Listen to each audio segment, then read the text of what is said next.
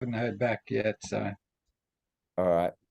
Well, thank you for your patience for sticking around while I was off in another area.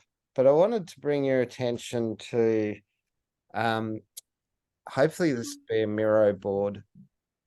And we've got a Miro board for the Upper Clarence. So each of the four regions that we're working in, um, and we'll kick off in the first week of November. We'll run for 6 weeks, and then we'll have a break into Christmas, and then in February we'll run through to say May or June. And that's the sort of immediate landscape impact program. To help you understand the landscape impact program, this Miro board is like a central place where you can put documents and you can monitor your progression through the landscape impact program in the 20 weeks. So on this Miro board, you'll find going left to right, an overview.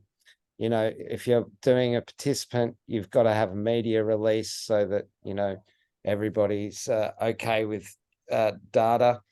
There's additional examples of what the outputs from a landscape impact program might look like. There's this document called a project control sheet. And for Upper Clarence, you have your own Google Drive. And in that Google Drive is the Upper Clarence project control sheet. And in the project control sheet are all the tabs that will help you to deliver on the project as a working team. So in here, we'll put the team roles, who's the cat herder, the farmer avatar, the marketing, the regen advisor, and the finance. And you can see the job descriptions for each of those roles there. We'll also be trying to get 10 farmers in to run the pilot with, and their details will go in here. You also, as a group, apart from receiving paid like participation in the program to June next year, have a budget of $30,000 that you can spend on expertise. So this could be third parties, it could be spent with independent agronomists, it could be spent getting in, ecologists or hydrologists or whatever the resources that you ultimately determine as the working team you need to pay for. You have that budget also for managing. That 30,000 is not just experts, it's engagement with the 10 farmers and the broader community of farmers. And there's a field trip and 3 kind of public sessions that need to be accounted for. So you have a budget pro forma, which you can fill in. And then there's this weekly rolling agenda, a meeting that enables every one of the 5 roles to come together weekly and catch one another up on what they've been doing in independent work and move through the week by week. And then there's a few like reference materials that can help you to better understand how the processes work. So going back to our Miro board, the project control sheet for you guys is in your Google Drive, and it's really useful. It's your day-to-day document, and this is your sort of day-to-day deposit, or it's your week-to-week document, and this is your ongoing deposit of information and progression through the landscape impact program. If you want a case study in what the program looks like, we have the trap rock just north of you that Kim was involved with intimately, that Rick Humphreys, Andy Ferrier, and a whole community of farmers can, speak to their experiences there. What we had in that trap rock experience was a really good cat herder in Rick Humphreys, and his meeting agenda, his whole process was actually, it came to him intuitively, but in retrospect, I recognize how actually smart it is. The way that he would run a meeting was he'd have like a standing agenda. Everybody would do their bits. We'd all be across the topics. And at the end of the meeting, he would assign people roles that they will bring back information for the next meeting. Now, then he would send that email summarizing who's got the next steps. 5 days later, he'd check in to see how everybody was going with their next steps, and he'd put out the agenda for 2 days later, which was when the next meeting was, and we'd all be pretty prepared with what was done or what wasn't done, and we'd have a really effective meeting. And then anything that had to stay on the agenda because it wasn't resolved would stay on the agenda, and new things would come on and old things would get completed. And that rolling agenda, rolling advice, checking in that it's done process of the cat herder made a significant difference. There's some longer format awareness building videos and presentations. These are the sorts of things we would impart at the wool shed or town hall meeting with farmers. And then there's job descriptions for each of the roles and how the working team kind of interacts with one another. What's in it for the pilot 10 farmers? And then here you'll just see a bit of an agenda that takes you through to week 20. Now, the first 6 weeks are kind of well understood from us. So imagining we're kicking off in November, first week of November. Rowan will speak to you guys, so will I. We'll talk about the phases of development. We'll have a get to know you kind of process. That will be the first week of the agenda. The next week of the agenda, we'll do this circles of influence tool where we identify, well, who are we on the team? Who are the pilot 10 farmers? Who are the intimately involved organizations? So that might be the Land Care Group, the LLS, local environmental groups. It could be industry groups. It could be all sorts of advisors that are trusted in this location, in your location. Then we kind of look at, well, what are the ecological communities and endangered species that, or like environmental opportunities that exist? And outside of that, what are the industries and commodities and polluters in our local area that can inform this landscape impact program and potentially be buyers of the outcomes? In week 3, your group plus the other 3 regions, Northern Rivers, Southern Tablelands, and Western Murray, will get together to hear Claire Parks from Local Land Services, New South Wales talk. And she'll be taking you through what are the other government programs DPI has on, or the DPI has on, and Office of Environment and Heritage, and the Energy Department, and New South Wales Farm, New South Wales Ag. So all these different land-based government departments, she's sort of a conduit to make sure that we've got the resources from LLS. In week 4, the Regen advisor should have finished onboarding the pilot 10 farmers, and we should be starting to discuss the emissions calculations across those 10 farmers. What are the common balances? What are the common opportunities? Where are the absorption and avoidance opportunities for farmers in this region? In week 5, we're going to be talking about the funding stack and the ecosystem stack. And then in week 6, this is our first community session. So this will be basically the first or second week of December. Will be the 10 farmers, the 5 people in the working team, and you might want to invite others.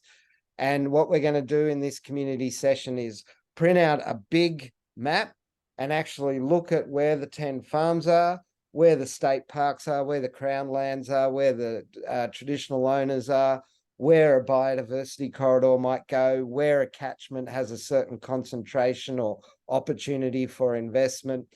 And that big one-day session will sort of be our end of 2023 party as well, because we'll be in person. And then we're going to have a pause over Christmas and we'll recommence in February. But we will have got to stage 1 by the second week of December. Okay, I've talked at you now. There's probably, hey Ian, how are you, mate? There's probably two more things just quickly to show you, and then I'm open for questions and feedback. Those two things are HubSpot. So Upper Clarence farmers, if we think we need a town hall, or if we think, in the case of Western Murray, they don't think, because everyone's really busy with harvest and stuff, that they need a face-to-face. They have a couple of hundred farmer members. Finding 10 for them doesn't seem to be a challenge. So they're just going to distribute this pilot farmer EOI, and it clearly just says what the pilot farmers get out of being part of the program. So they don't get paid, but they do get an emissions estimate, an opportunity finder for carbon and biodiversity, expert support, a year of membership, a digital twin, the report for your farm, front row seats to the landscape impact program, and importantly, this first access to the $10,000 CER readiness grants, which will happen in July of 2024, immediately following the landscape impact program. So in order to be one of the pilot farmers, they have to commit to 3 to 4 hours to get their emissions and opportunity finder and report done, get their twin, etc. 3 to 4 hours on each of the mapping, field trip, investor input session, and launch. So they're probably looking at 20 to 25 hours, including travel and social occasions, but they do get some reward for participating. And in order to participate, they need to provide some information, a bit of background, and consent to the fact that if they are part of the pilot 10, we have to share, as a condition of the grant with the New South Wales government, information relating to any carbon projects. But you do not have to share information in regard to your production. So your beef, wheat, wool production, and if it's not part of the carbon project, which won't be, you don't share that with the government. Okay, last but not least is if you're interested as individuals or potentially as a collective in doing a role, then there's a working team EOI, and I'd ask you to fill this in. Kim, I note that you have, when you're filling this in, it's to be part of a paid work, so you'll get $2,000 at the halfway point and $2,000 at the end of the project, so $4,000 for doing a role, and each of the job descriptions for those roles are there.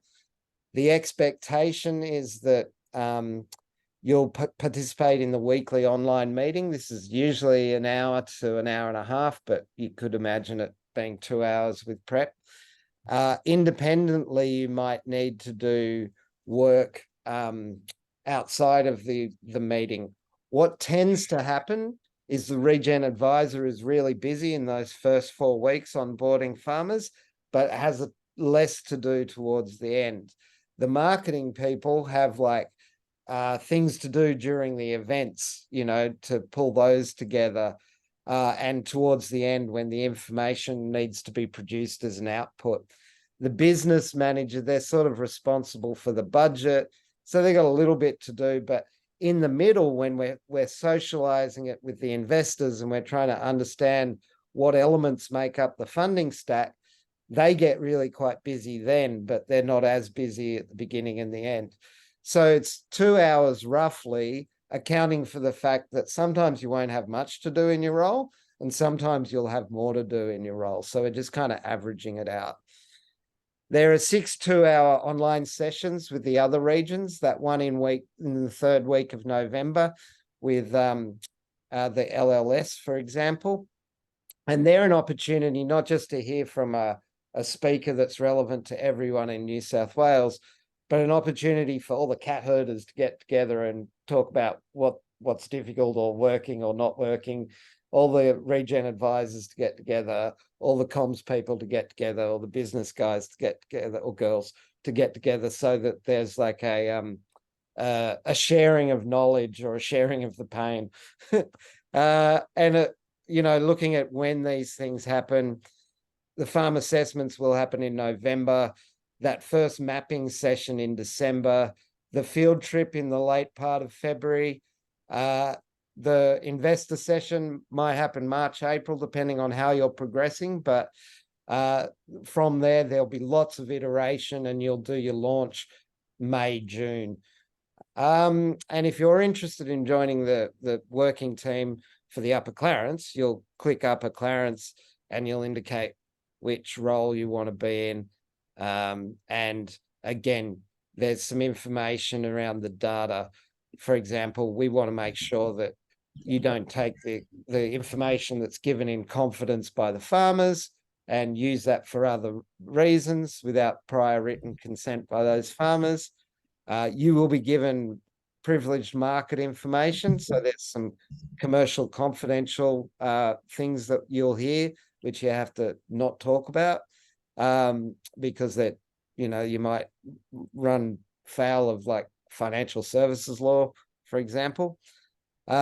You'll be given, if you're the regen advisor, which in this case is Kim, she's already had her training in the tools that we use. But a big part of the program is we have an expert kind of network and investors that we'll be introducing you to, and vice versa. You'll probably want to introduce us to people. So if you're part of the working team and we get like an accountant who knows how to handle things, we need to be able to say, this is the business manager for Upper Clarence, here's their email, here's their phone number, have a conversation about this, and vice versa. You might need some expert advice to help you understand the legal implications of a certain activity. Okay, I definitely have spoken at you for too long now. Any questions?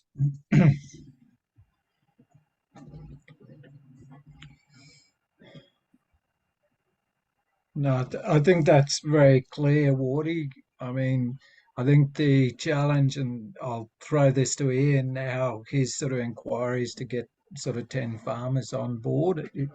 Have you had much joy as yet, Ian? Or You're on mute, mate.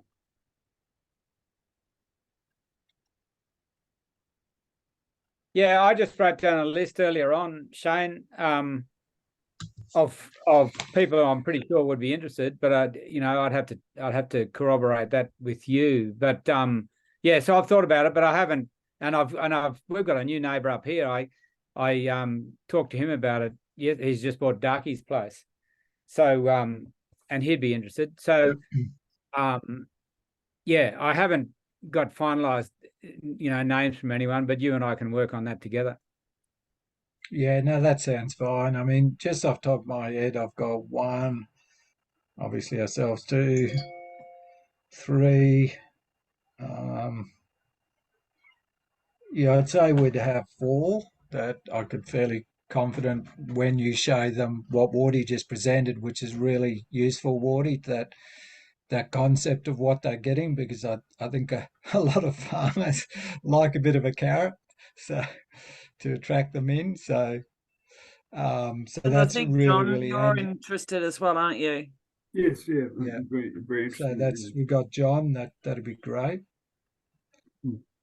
So Yeah, well, that's five. We've got six or so from up this way. So so yeah, we allowing for a few who pull out, we should be able to get to 10 without too much trouble, I think. Well, I guess no, that sounds good. Sorry, Paco, have you got Bonners on that list?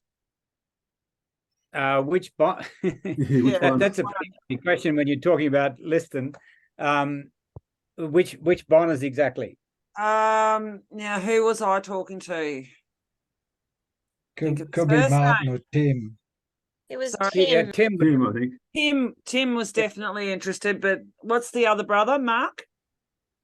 Martin. There's Martin and Tim. Martin and Tim. Well, Tim was definitely interested when I was talking to him at Liston the other week, a couple of months ago now. But I had a conversation with Mark as well, so I think they're both interested. It's Tim, Tim, and Martin. Yeah, Martin. Yeah. Sorry. Yeah. Got Mark on the yeah. Okay. No, I don't have them on the list, but I'd say, yeah, that'd be great. That'd be really good. So I'll Yeah, talk to them. they're on my list, Ian. I think All right. I've had a Okay. good talk to both. So I think once they see there's a carrot in there, they'll be quite keen to get on board. Yeah. Yep. Shane, I can cross match with the list from that workshop we did over at Liston in August, because I know there's quite a few people on that list that approached us afterwards. Well, that'd be really good. Phil McMurtry, I think he was Yes, he was interested, definitely one. Yep. and he'd be a really good one to have on board. And so yeah, so what I've done with the list that I've put together is just had a look of what I believe they could be interested in and what I believe their properties could actually achieve. So we've sort of put like a group down for biodiversity, a group down for flood mitigation, a group down for maybe corridor, riparian fencing, getting trees down the rivers to Yep. join into the national park.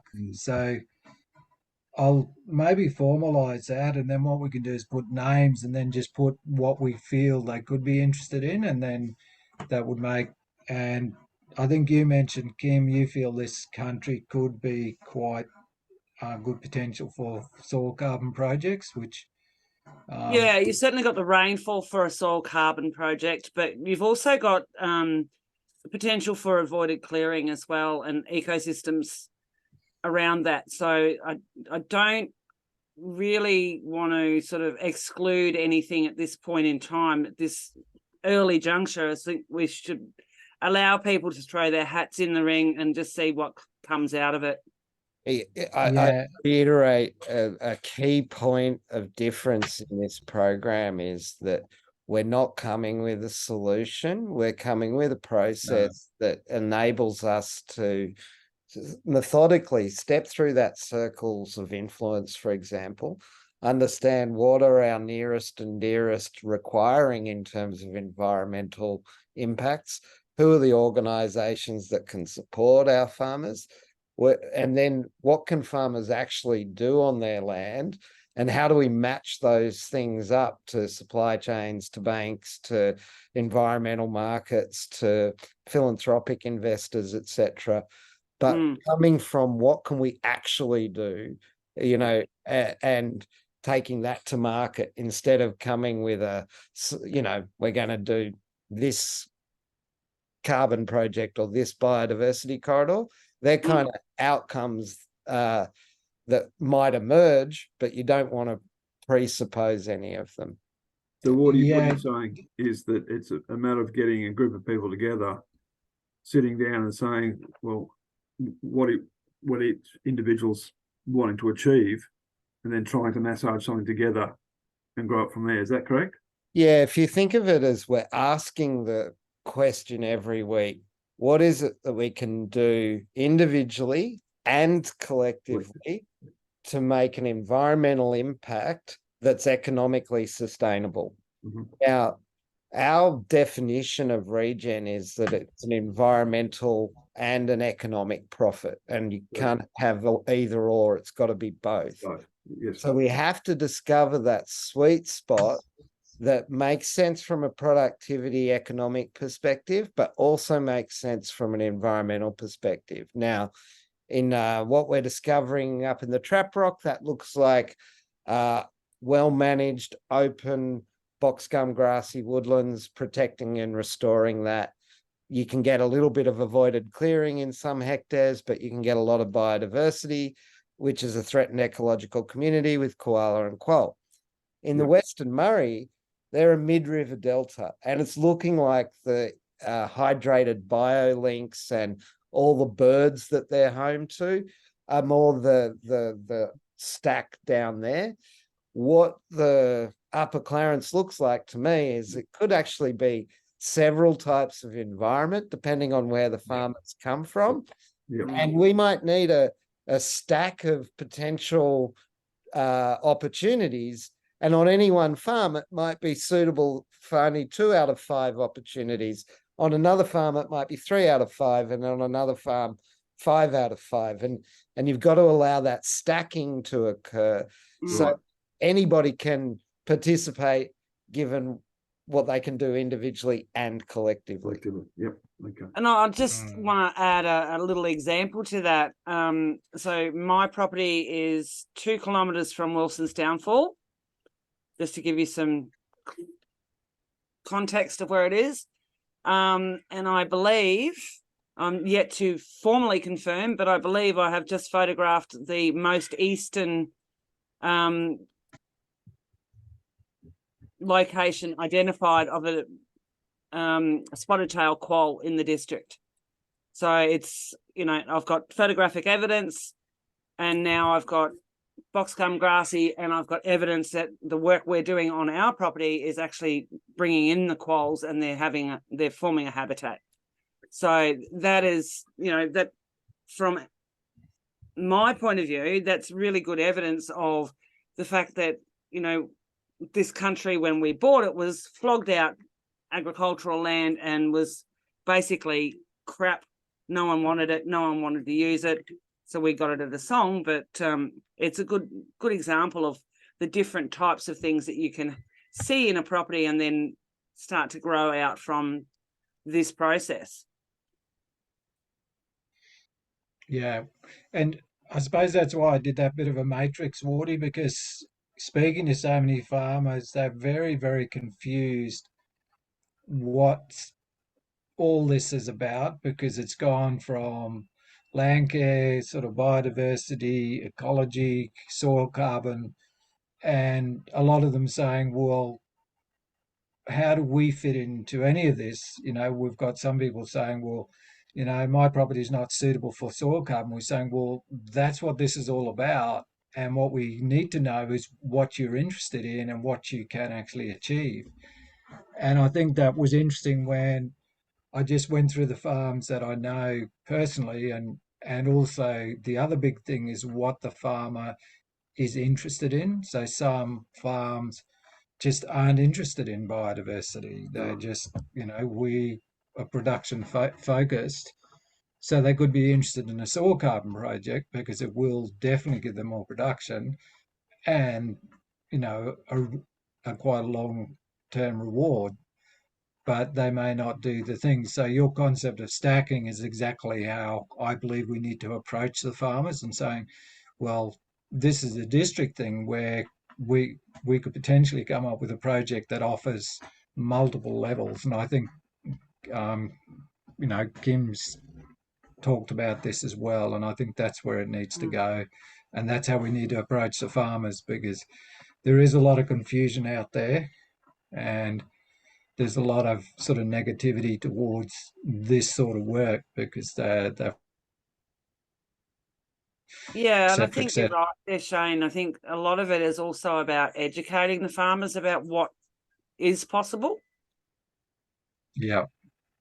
Is there an upper limit on how many people can be involved in the project? Not really. We only want to do in waves though. So you Right. want to start with 10 pilot farmers, because we've kind of got $10,000 grants that we can then provide afterwards. And then we've got 10 $5,000 grants we can provide for a second wave of farmers. The idea being that those first 10 farmers have to commit time, and we're going to make mistakes, and we're not going to know, and it's going to be, you know, a couple of months process till we kind of give them an answer. But we will have kind of scratched the sore in November with, hey, this is your emissions balance. And then we take till June until we work out what we're doing, right? So they get 10 grand to help them localize and make it relevant to their specific farm. Because they've cut the path, they get the 10 grand. The next guys get, or girls get, 5 grand, and they might put in another 5 grand. So they've spent the $10,000 to understand their unique farm. But if we've then done 20 farmers, the process for understanding what an individual can do amongst that collective transaction should be pretty streamlined and blueprinted. Who does what ecologist is needed, what scientists or methods are used. We should have a bit of a run sheet. And so those people should be paying to join, not just getting a free ride. Okay. So that's the sort of take. Yeah. Wardy, one thing, is it possible to be collective about it as well? If we've got 10 farmers with 10 grand each, that's 100 grand. If we just take that into our group and spread it amongst 15 farmers, is that possible? Let me have it's a den of communists up here. So we've sort of got a approach to it's more about what I've said to Pip up in the deed. So in the deed, we've got to get a certain number of farmers to the point with that $10,000 that they can be clean energy regulator registered. Now, just to give you I didn't take you this far along the Miro board before, but I really should have. At the end of the 20 weeks, these CER readiness grants, they take the general idea of the stacked concept that we've presented at the end of the landscape impact program. And let's take your farm in for example. We'd then have that 10 grand pay for the online GIS, the geographical information systems, geospatial stuff that shows what's carbon, what's biodiversity, what's protect, what's restore, what's riparian. Somebody needs to come on and either drive or walk the land to, confirm ecological systems. Mostly it's going to be rooted in some sort of carbon project, which may either soil or trees or avoided clearing. And so you're going to need to interrogate full cam. Then you're going to need to put that into a financial model as a farmer that you can take to your accountant, your lawyer, and your bank in order to get eligible interest holder consent. And then you'd be eligible to register with the CER and eligible for investment in things like fences and trees and labor to put in trees and, soil cores and shit like that. So there is 10 grand has to do quite a lot of stuff. And if you spread that 10 grand across 15 people, would you end up getting 15 people not to the point where they're CER registered is the problem. Yeah, okay.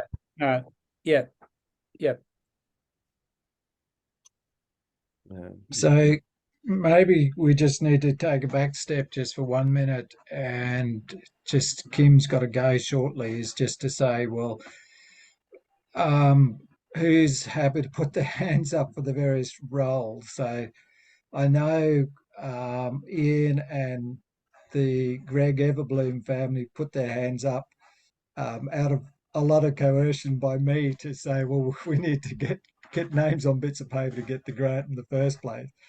So the question is, I'll throw this across to you, Holly. Are you guys happy maybe to share a role? And if John's happy to put his name up for the business side of it, because I know Holly's quite good at marketing. That's one of her skills. Right. And yeah, I guess my feeling is that as a group of us, we just, like here at my house, we just want to make sure that we can help out wherever is needed to actually get this thing happening. And I don't know what that looks like. Like, we're happy to kind of go into whatever space seems like it needs someone, and we can learn and figure things out with you, Woody, perhaps as a collective. We'd be happy to have 3 of you share a role, or initially, until John put his hand up, we were going to get you to share 2 roles. I think the question becomes of a financial, and like, John, I don't know this about you, and I don't know this about the Everbloom family, but there's quite a bit of Excel work that needs to be, like, there's 2 parts to the finance business role. Right. One is you've just got to maintain the budget and make sure that we've got receipts for what we spend. There's project management of the 30 grand on the experts and the marking. That it's not big, but it's like a treasury role. Yes. The really hard work is going, okay, at what point does it become economic for an individual to be a self-proponent, let's say, in a carbon project? And at what point does it become economic for several farmers to aggregate in order to The become carbon project. a proponent in a project? And we know that some of those things exist around carbon because we've had to work that point out for the trap rock, and we're working that out for another region in Tasmania. But Right. biodiversity markets, they're completely going to emerge during the course of this landscape impact program. And we'll be creating new spreadsheets based on new markets that today I don't even know about. So we need somebody who's really comfortable creating spreadsheets, iterating spreadsheets, working out financial models. And if you think about it, there's the perspective from the farmer, and then there's the perspective of the group. Yep. And so you need to kind of have or like the whole region being the group, yeah. So Right. it's like that if you've got any accounting or financial projecting experience, that'll be kind of highly valued. Valued, yes. So there, I suppose I haven't been hands-on like that. Right. And my role was in financial planning. So I was gathering information, sending off to planners to put together, then going back and presenting the final concepts. Right. So it wasn't the hands-on back office, if you like. So, yeah. Do you like Excel? I haven't spent, I can get my way around an Excel spreadsheet, but I'm not an avid Excel user. No. Right. Yeah. So, yeah. Everbloom family, where do you fit? Is between the three of you, is there an Excel jockey who just loves to do their spreadsheets? Not really, but I guess I'm probably the closest to that because I do all of our bookkeeping. Yes. Yeah.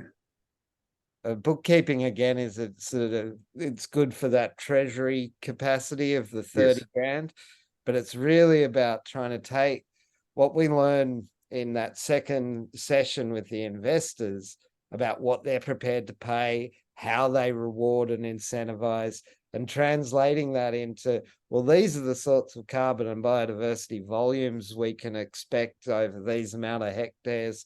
What's that going to look like as a transaction? You're not left completely to your own devices. Rowan and I, you get support, and like I've done this with the trap rock as well. So, and so has Wardy. So, there's support. yeah. But there's somebody passionate about that. Yeah. I know my way around Excel pretty well. I can help within the group. I'm happy to do that. I mean, I do a lot of spreadsheet work. Right. Well, maybe maybe there's another combination of the five roles that could work. Like we need the sort of caricatures. If you don't want to read the job description, the cat herder is the person who's running the meetings and the glue that keeps everybody kind of together, and generally more sociable. So they're like getting people organized is what they like to do, putting people in the right room at the right time. The farmer avatar could be any of you because you're all farmers, but your job is to keep the bastards honest. The regen advisor, Kim, is to get the trade-offs between environment and agronomy kind of understood. The business manager is to run the budget and do the financial synthesis. And the Marcoms is really, we've got 3 events and a field trip and some outputs like an information pack that helps the farmers identify what the transaction looks like at the end. And so they're the 5 roles. And so how you might like to divvy them up is the question. Yeah. Mm. All right, I've got to bounce. Sorry, guys. I'll leave you to it. We know your role, Hey, Kim. Thank you for your time. No problem. Kim, Thanks, just Kim. before you go, Kim, just before you go, are you you're a landholder as well as the agronomist? I didn't realize that you had some country here as well. Yeah. I'm too Okay. small for a project though, unfortunately. Oh, okay. So I'm one of those people that needs to aggregate. Yeah, well, we all do, really. Yeah. Yeah. Okay. Okay. Oh, that's great. At Wilson's Downfall. No, I'm actually on the Queensland side of the border, but very, very Oh, close okay. to Boston's downfall. Okay. Gotcha. Yeah. Okay. All righty. I'll talk to you soon. So Thank Kim, you. Thanks, Kim. Bye. So, Ian, do you feel like you're a good cat herder? Yeah, but once again, I'm happy to share that too. And like your part of the world pretty well, and I know my part of the world. So yeah, no, I'm happy to run the meetings and do that sort of stuff. But then when it comes to contacting people and getting people along to a meeting, then I reckon, if you and I share it a bit, I'd be happy to do that. Shane, does that suit you? Yeah, absolutely. I mean, I think that's a sensible way, Ian. It's like we all have our what you call circle of influence, Correct. and Yeah, I yeah, think that's very wise. And you even farm that out to other people, like Ollie and Justin may know other people who've got smaller holdings who are interested to get involved in that sort of thing. So I Ian, think that role will be a little bit shared, yeah, yeah. and then it's really, I'm quite happy to be the farmer. Um, I have a good habit of looking at the positive and the negatives equally. So for Yeah, no, for I any think project, I think you'd be a good farmer avatar, Shane. I think that suits you. That's good. Ian, whereabouts are And you? sorry, Whereabouts are you based?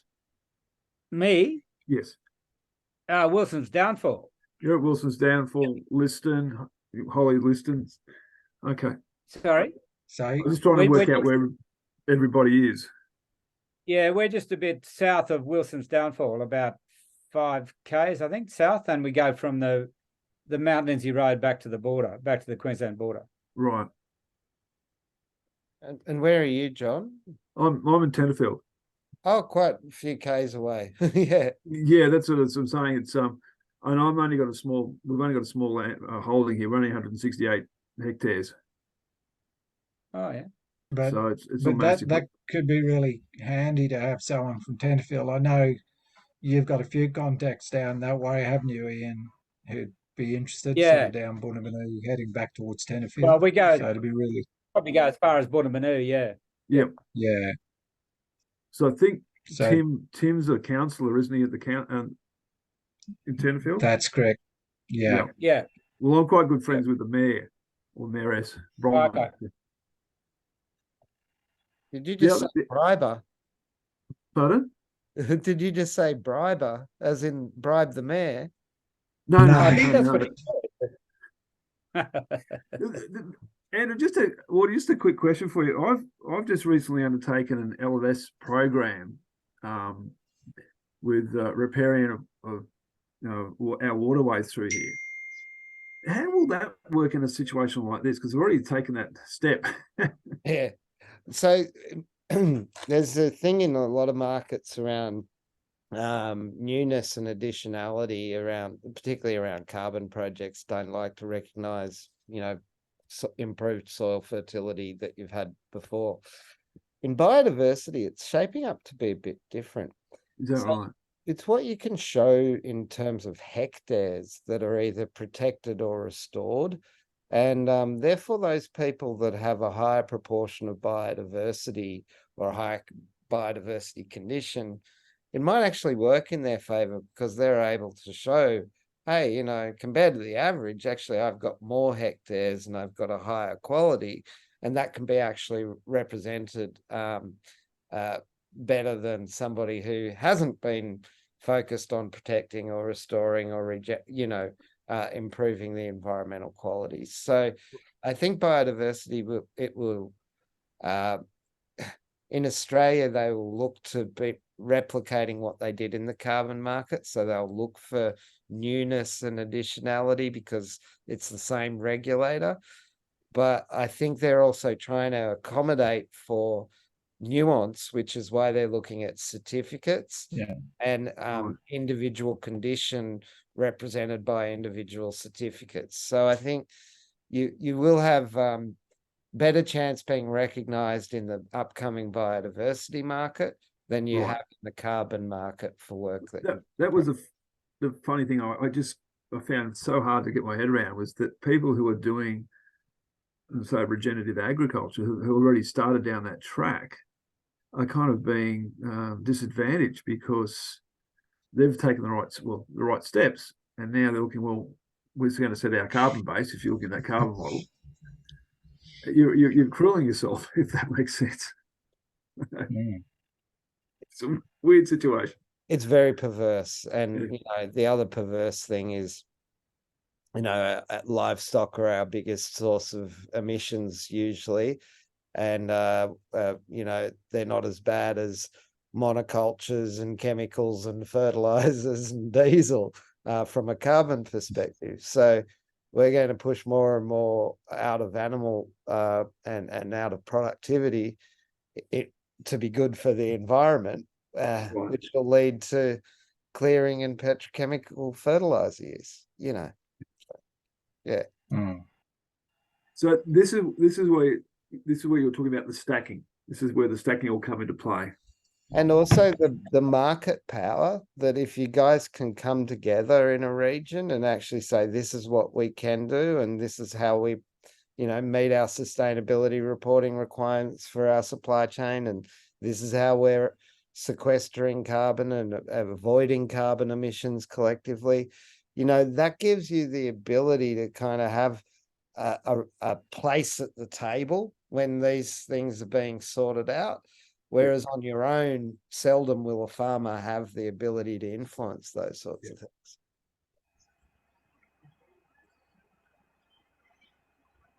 Yeah, that's very interesting. Very interesting. So just getting back to these roles then. So if Ian's happy to be the cat herder, happy to be the farm guy. So John, do you feel if you had some assistance, you could do the financials? Do you feel that? If Ian's quite happy to, and Holly happy to help, more than happy to do that. You say we're starting. I can help. I can help with spreadsheets. That's fine. Great, excellent. Okay. Then Holly. Sorry. No, continue. Keep going, John. Holly, are you and Justin and Beck, because I know you guys have got an extremely busy life, are you happy to share the role of then marketing? Yeah, I think that probably suits us better, to be honest. Like I just mentioned to Beck about the other one, the financial sort of thing, and she just looked at me with a panicked face. So definitely let's go with that. I think that we're probably fairly adept at being able to organize and liaise with people in whatever ways is needed, and happy to learn whatever else we need to do that. Cool. Well, I think that's great. You guys might be the first region to have your full complete team. So can I give you a round of applause? What I do need you to do is just fill in that team EOI so that it goes into HubSpot, and I can then have your consents and stuff.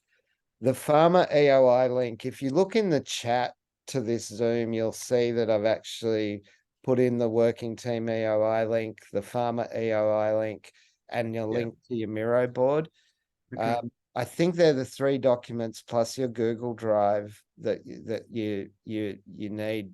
Have I added?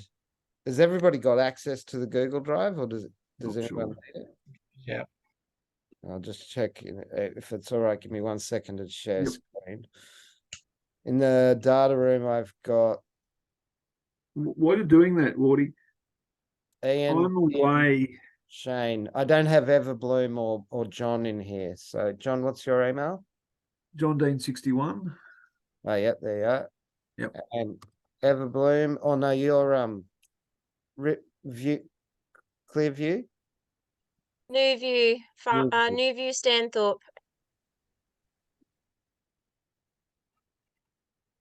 There we are. So will you send us a link to that Google Drive, Wardy, will you? Is that what that's about? You should have already got yours, Ian.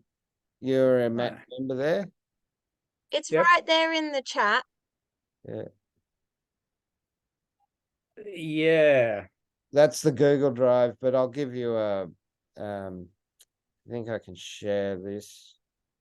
But you've emailed that to me. Yep.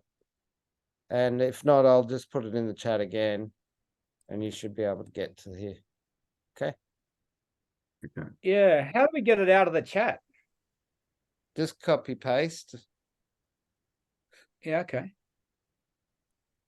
and then stick it in a note or a doc or something. Woody, I was about to say, this kicks off 1st of November. I'm actually away for about 10 days in November, the 1st of.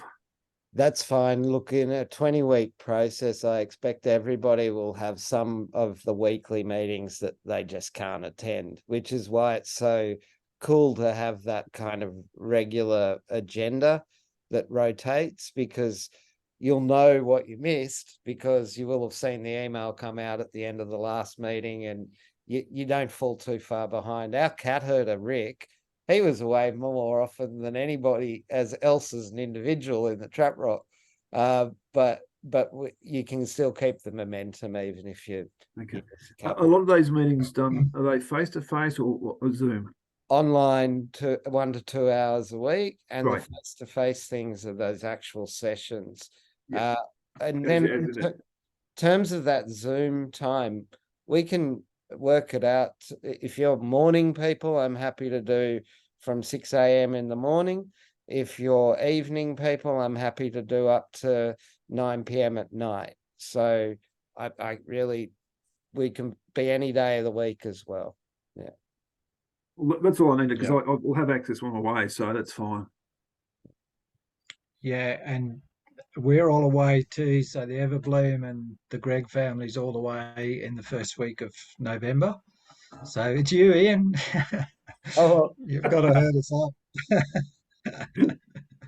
well, we might just get Kim and Ian focused on getting the 10 farmers and getting their emissions estimates done as the first order of business. And when you guys come back in that second, third week of November, then we start looking at the circles of influence and the landscape stuff. So we get some of the individual bits ticked off and then go into the collective bits a bit when everybody's back. Does that make sense? Yeah, Yep. and I think that's the first thing that, Ian and I most probably just start making phone calls and just see who we get on board and then just coordinate from there. So obviously, straight up, we've got yourself, Ian. You're putting your property up, are you? Or is it Yep. highly classified? So we've got John, you're going to put your property up. Yep. So Kim, I assume, will put her property up. And then we've got Moss Vale. So yeah, so we've got 4 there straight up. So we need another 6. So Yeah, I we got- know. Do you want them now, You Shane? go. We've got Jeff Robertson, Tony Gleason. Yep. Well, that's what I was about to Chris say was Peters. Jeff Robertson. I was going to say if he keen. Yeah, Jeff's been involved all the way through, actually. So he's keen. Oh, that's good. Chris I think Ditas. Stuart Bell. Oh, yeah, okay. Yeah, well, he's very keen on the biodiversity because of his he's got a lot of timber country there. Yeah, So, he'd be good. and Yeah. he's a really good stitch in between Maryland National Park and come right down the stock route if Yep. if we're looking at that sort of project. Yeah, no, I agree. Tim Robinson he's starting to work on a carbon project. So he's the Ridge. Yep. So I'll approach Tim again. So we just don't want to go too many. Who else have you got over there? Tony McMiniman. Tony And Philip and McMillan, Liz. and I know Phil McMurtry was interested too, I think, but he's more would be biodiversity because he's got a timber block, and I think he's down Vinegar Hill Road, isn't he? He's slightly north. Oh, okay. Well, Well, that's where Tony Gleason is. I have another guy who's he's just bought a block at Tarban. His name's Jesse Moody. He's a young guy. He's just completed a Nutfield scholarship, Mm. and he's got property out at Cunnamulla, but they've got a block here, and he's getting married. He wants to live around here, and he's done the RCS training. That's where I first met him, so he could be interested in something like this as well. So do you know where his block is, John? Or Yeah, it's on the Brooksnell Highway, about 10 k's out of Tenterfield. Yep. I'm not sure the size of his block though. We were originally, we had a little catchment sort of perspective, and I guess that would flow into, his water would flow into the cataract, I suppose, John, would I think it? so. And then, yeah, and then down into the Clarence. Yeah. So we could include the cataract. If we go from the cataract to Acacia Creek, that's pretty much, I'm just that's thinking, pretty much the whole I don't upper think Clarence catchment. I don't think it is Upper Clarence. That's where I've got an Sorry? issue too, because I go into the other way. We go down to the Mole River. Yeah, so you're on the western side. Well, we're on top of the range. We're the other side of the Great Divide, I think. Must be, yeah. Yeah, I So- don't know if that's a problem, but I don't think it is. But when it comes to, say, water management, then if you're flowing into the mole, you're not part of the Upper Clarence Clarence. catchment, are you? No. So, but you know, as far as biodiversity or carbon or anything else like that goes across the catchment, wouldn't be a problem. But water management would be. We wouldn't be able to say you're part of the Clarence catchment if you're not. Exactly. But everything else, I don't. You know, like biodiversity would be the same on both sides of the Correct. watershed there. Yeah. I think if you think of it as the stack as we were, Yeah.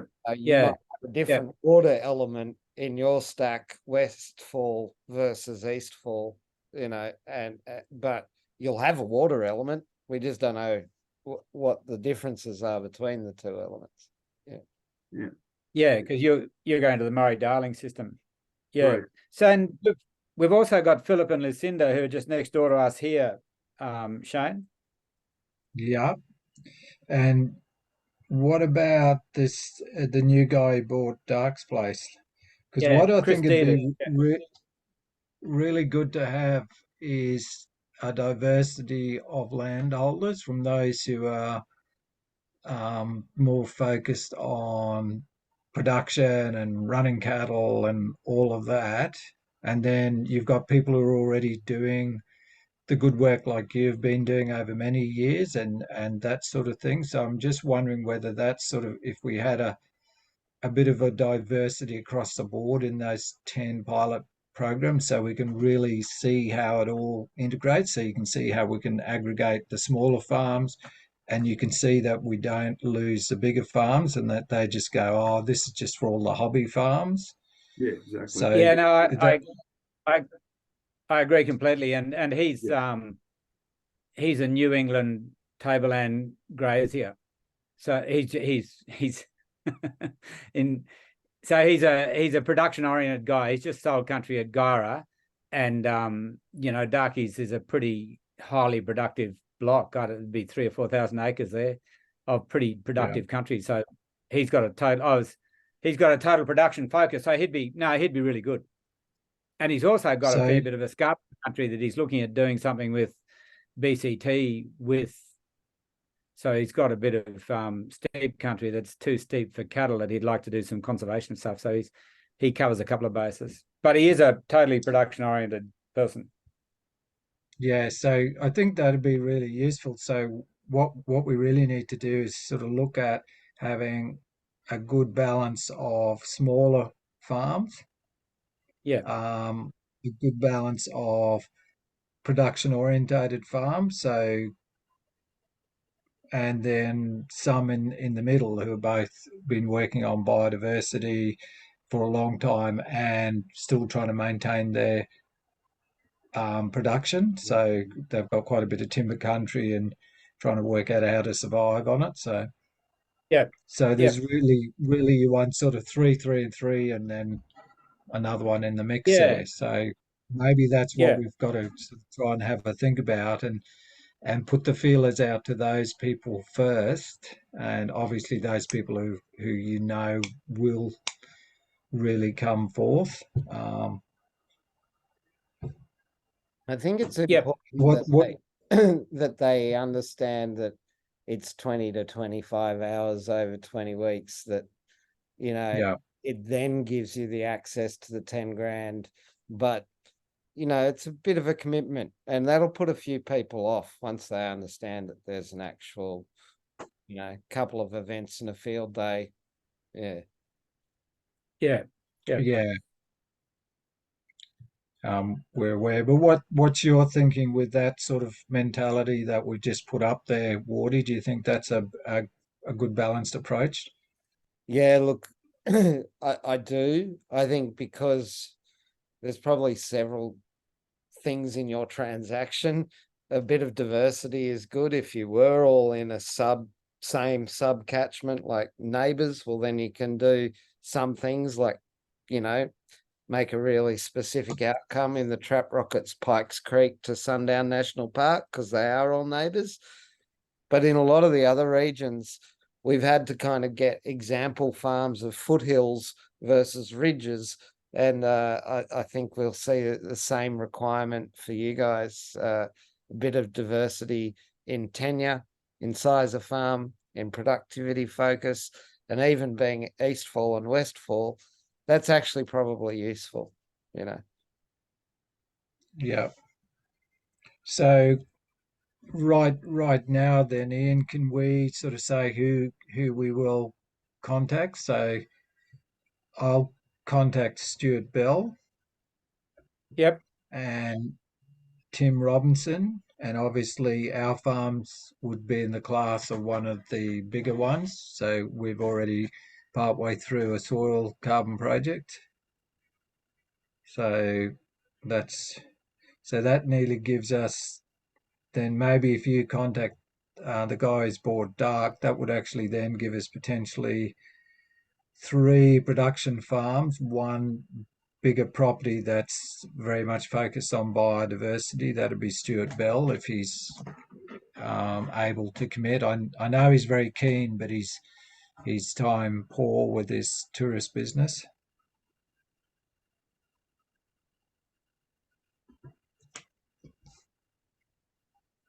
So then, Yep. so then in your smaller, the middle to small, then Ian, who would you? Because on our side, the middle to smalls round here, I don't think would be involved. Yeah. Well, So it's really more, we've got, and I can see 3 or 4 straight away who would be in terms of a blend of biodiversity and production. So that'd be us, Jeff Robertson and Tony Gleason. No. yeah, So they would all fit into that category pretty well. yeah. And So then, they're medium size, and have an emphasis on both of those. yeah. So then, John, who would you have in down your area? So that's Ian. That's it. I'm pretty sure this Jesse would be, he'd be very interested in it after, he's also done a local land services LLS grant as well.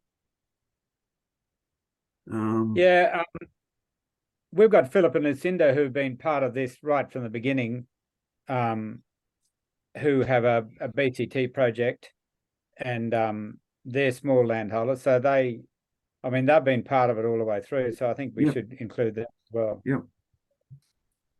So they're medium, no, they're and small. They're small, Shane. yeah. Sorry, I'm muttering here. Muttering, So John's small. We've got Kim there. Small. So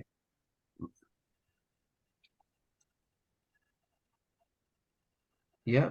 So we've got 1, 2, 3, 4, 5, 6, 7, 8, 9, 10, 10 there now with John's. Who is the guy you were going to speak to?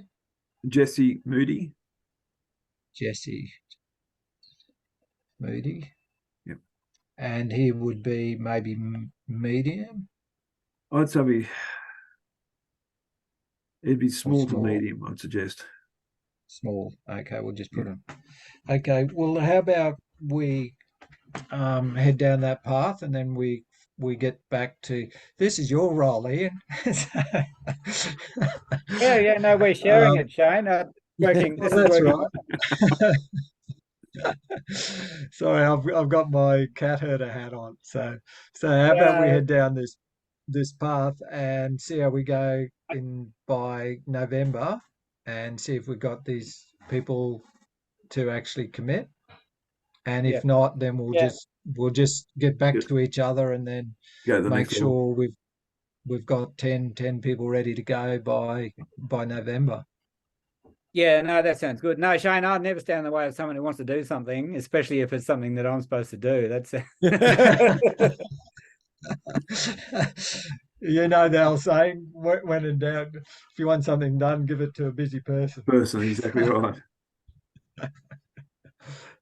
Well, thank you, everyone. I think in the interest of time, I'll let you all end on that note. But please, can I ask you, now that we've had the discussion about roles and fill in the EOI for the working team in your roles? Yeah.